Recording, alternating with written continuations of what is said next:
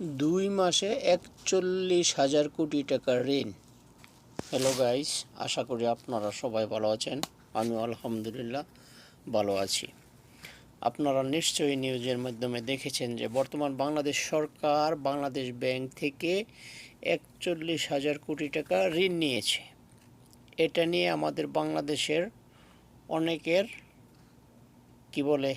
চুলকানি শুরু হয়ে গেছে। কেন রে ভাই? আপনারা কি ভুলে গেছেন রূপালী ব্যাংক থেকে কত হাজার কোটি টাকা পাচার হয়েছিল এবং আমেরিকার ফেডারেল ব্যাংক থেকে বাংলাদেশের কত হাজার মিলিয়ন ডলার রিজার্ভ চুরি হয়েছিল?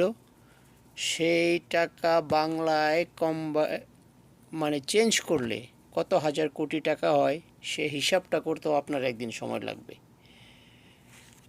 ঋণ নেওয়া এবং টাকা পাচার হয়ে যাওয়া, এই দুইটার মধ্যে কী পার্থক্য, এটা হয়তো আপনারা ভুলে গেছেন, যার কারণে আপনারা এটা নিয়ে বেশি সমালোচনা করছেন।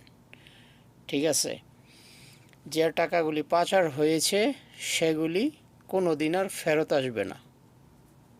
আর ঋণ যেটা নিয়েছে টুডে টুমোরো রিটার্ন করতে হবে। এই জিনিসটা যদি আপনাদের মাথায় থাকতো তাহলে এটা নিয়ে এত আলোচনা করতেন না। ঠিক আছে, আমরা জাতিটাই এরকম,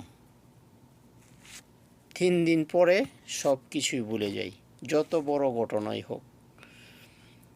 এই 41,000 কোটি টাকা বিগত সরকারের আমলের একজন মন্ত্রী যে টাকা পাচার করেছে দেশ থেকে, যেটা কোনো দিন আর ফেরত আসবে না, সেই টাকার 100 ভাগের 1 ভাগও না।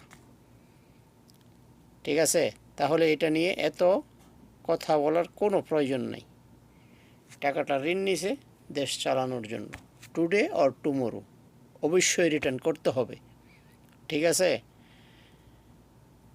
এটা নিয়ে এত আলোচনা সমালোচনা করার কোনো মানে নেই। খোদা হাফেজ, সবাই ভালো থাকবেন।